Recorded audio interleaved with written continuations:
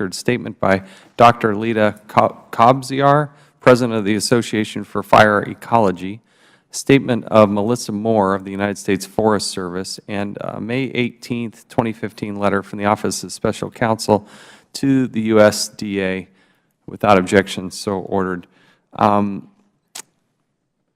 trying to get a video. I think that we may have it. So let's now recognize the gentleman from Maryland, Mr. Cummings. Ms. Lago, there's been a lot of back and forth about your knowledge of Ms. Rice's case. I want to be fair to you today, and so I'm going to play the clips of your testimony from today's hearing. I want you to take a look at this. Ms. Lago, Ms. Rice testified that the details of her complaint were made public. Why would that possibly happen? Well, it is not permitted. It's the first time that I've heard the details were made public. Per our protocol, only people involved in the investigation. Listen, I don't want to be rude, but I really don't give a damn about protocol. Do you doubt what Ms. Rice just testified to, that the details of her accusations and allegations were made public? Well, I'm just saying I never heard that before now. I'm just so do you doubt it, is my question. Not whether or not you've heard it, do you doubt it? No, I don't doubt it. Okay.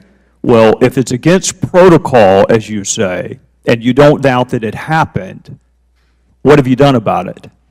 I just heard it. I just heard about it. What are you going to do about it? I'm going to ask what happened following her investigation, who knew about it, and why. We have this article that appeared in the Huffington Post, and it appeared, this apparently was this is a scathing article about your department, about agriculture, and it details Ms. Rice's case. I mean, it's public right here. It even has a picture of her in it. When did you come on board? In August of 2011. Well, you just said that you didn't even know about it. I can't imagine that somebody could have an article, it's about 16, 17 pages, and it's got this picture of her, and it describes her situation in detail, but you just said, sitting here at the table today, you just realized that it had been made public. You didn't read this article? If I may clarify, what I said I didn't know about was that her you said you didn't know it had gone shared with district rangers. I wasn't aware of that. I was aware of this case. And that this had been public, made public.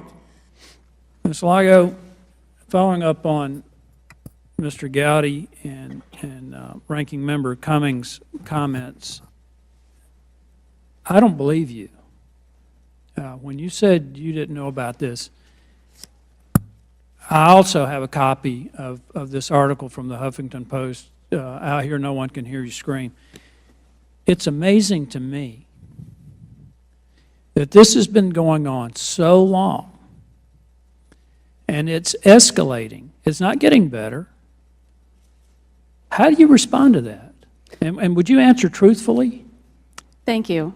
I'd like to clarify, I did not intend to say that I didn't know about this. I do know about this. I thought the gentleman was asking me, did I know that her investigation had been shared with district rangers? That is what I was saying I didn't know about. Yes, I knew about this case. Now,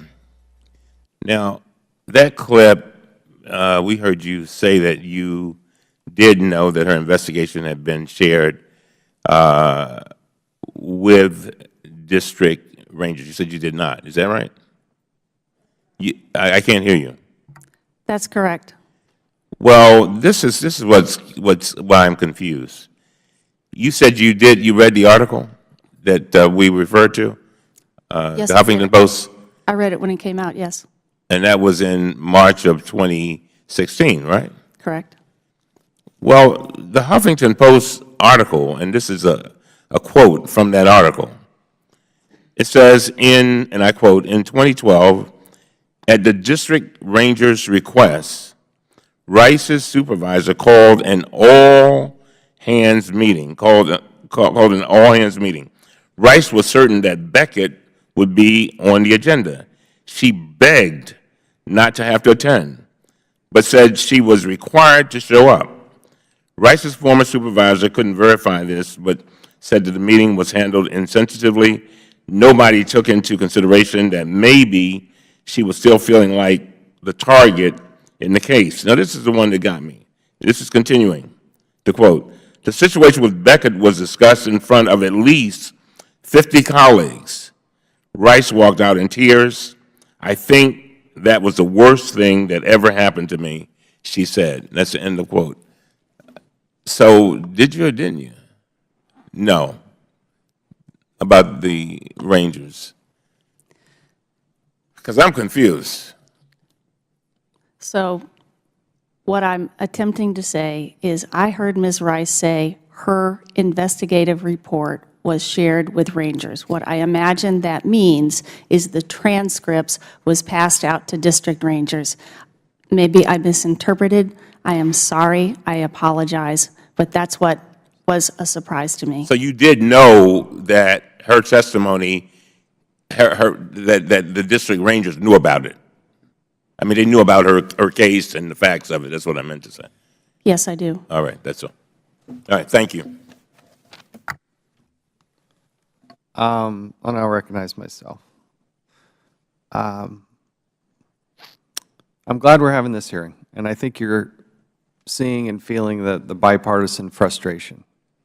And we're not going to let go of this. You haven't dealt with it appropriately. You've had years to deal with it. Here's the vicious cycle, and I see this above and beyond just the Forest Service, quite frankly. But here's the vicious cycle. In most cases, women, but it happens to men as well, there is some sort of inappropriate behavior to outright rape. It is so difficult. I can't even imagine. I mean, Mr. Cummings talked about this. I can't even imagine having to go through this, let alone trying to recount it, let alone trying to document it, and how brave and how courageous people have to be, like Ms. Rice, to come forward and do that. I can't even imagine. But when that does happen, here's where I see and we see this repetitive behavior, and it's a total failing of the system. That should be reported to law enforcement. And oftentimes it is, because it's a crime. And law enforcement will look at it and say, well, you know what, the government can take care of this itself. And so rather than treating it and prosecuting it as a crime, it's given back to the departments and agencies. Then the department and agency will go and sit, as in this case, and have coffee with this person and say, you know, the case against you is getting a little tougher. Why don't you go and take all of your benefits, all of your retirement, and why don't you just retire, wink, wink. And they're allowed to just walk out the door unscathed. Now, part of this is on Congress. We're going to have some civil service reform. Let's be honest with what Ms. Lago is saying, because this isn't the first time we've heard this. We've heard this at the EPA, from the administrator herself. We've heard this from other departments and agencies. There comes a time where they have to be able to fire somebody, and they can't just let them off the hook and simply retire. I mean, we heard these ridiculous cases over the last several years where they shouldn't get the full benefit if they are proven, if they go through the adjudication process and they can just simply walk away. That's where I hope we do come together in a bipartisan way and break this vicious cycle where these predators can just prey predominantly on women and have no repercussions. We had the one testimony where we have more. Yes, Mr. Chairman, Mr. Lynch. Just on that point, I think the evidence in this case and the testimony in this case has shown that management didn't even explore Title V and the recourse available to them to remove these people who should have been removed. So the law is there. It shouldn't be easy to just fire people for any reason. But for good cause, you can use the law, and, I'm a former labor attorney. You have the ability to fire these people. You just chose not to do it. It was either by malfeasance or nonfeasance. Choose whatever course you want. But you had the right to fire these people. You just did not. It may have been because you weren't paying attention, you didn't believe the allegations, but you had the right to fire these people. And you should have, but you didn't.